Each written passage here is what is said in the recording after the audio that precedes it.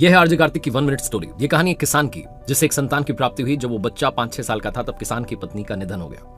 रिश्तेदारों ने समझाया कि आपको दूसरी शादी कर लेनी चाहिए। इस बच्चे के लालन पालन के लिए उसने दूसरी शादी की।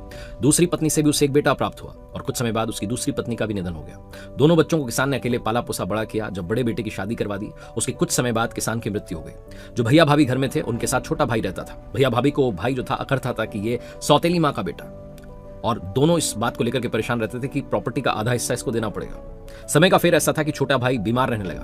पहले तो उन्होंने थोड़ा खर्चा किया, वैद्य को दिखाया, इलाज करवाया, लेकिन जब वो ठीक नहीं हुआ तो दोनों ने वैद्य से मिलकर के उसे जहर देना शुरू किया और कुछ ही दिनों में छोटे भाई की मृत्यु हो गई।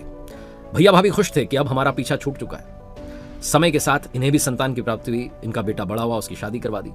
कुछ समय बाद उसकी पत्नी की हार्ट अटैक से मृत्यु हो गई और बेटा जो था वो अपनी पत्नी के चले जाने से दुख में था, बीमार रहने लगा। इन्होंने बहुत खर्चा किया, बहुत इलाज कराया, लेकिन बेटा ठीक नहीं हो रहा था। सारी प्रॉपर्टी खर्च हो चुकी थी, सब कुछ लग चुका था।